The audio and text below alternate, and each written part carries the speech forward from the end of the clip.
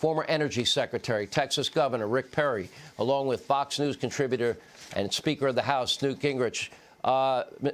Governor Perry, I'll start with you because this was something you and Newt Gingrich felt very strongly about. How important, how impactful is this to the 17 states that are in question tonight?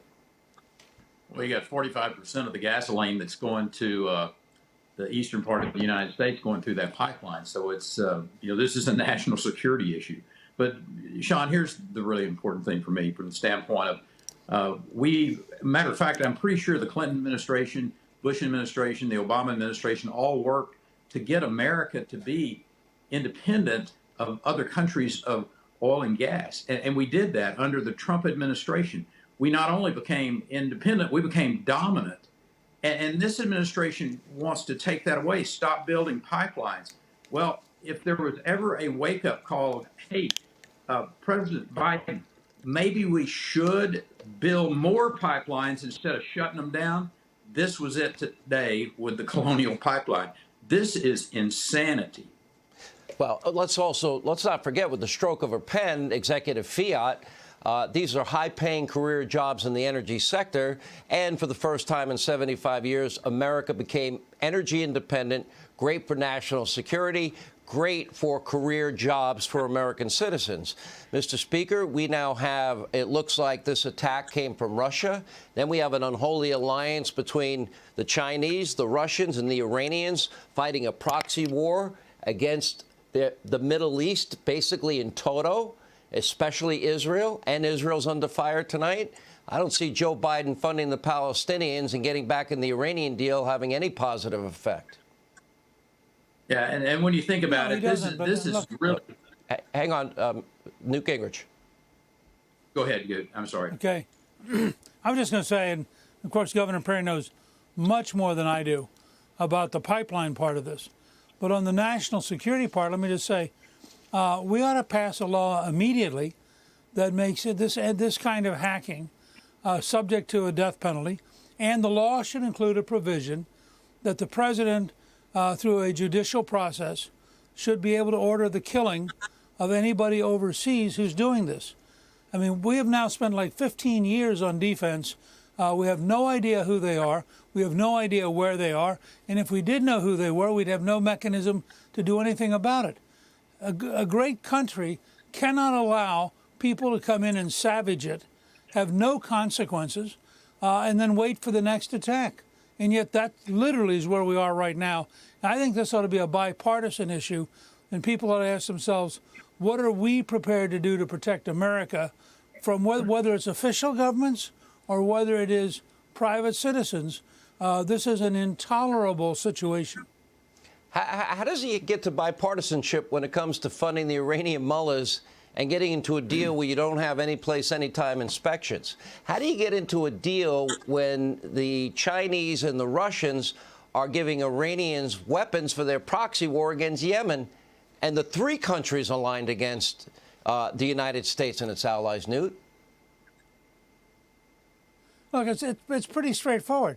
You get a week or two, and again, Governor Perry can explain this in much more technical detail than I can. You get 2 or 3 weeks of the Northeast losing 45% of its oil and gas, and the American people are going to say, enough of this baloney.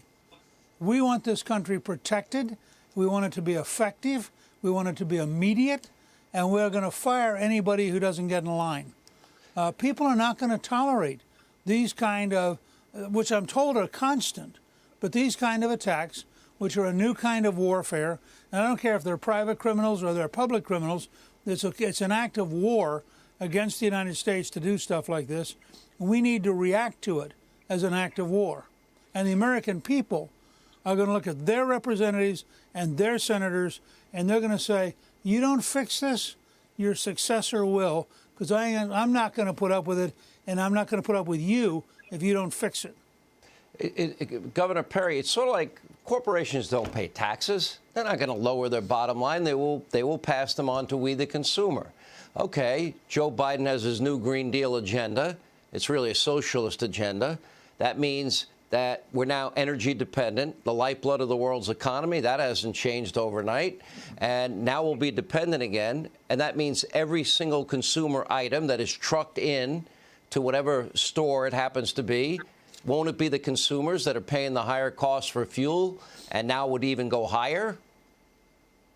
Get ready for the inflation that's going to come with this. And, when I look over at North Carolina, and I think about a Democrat governor over there that declared a state of emergency.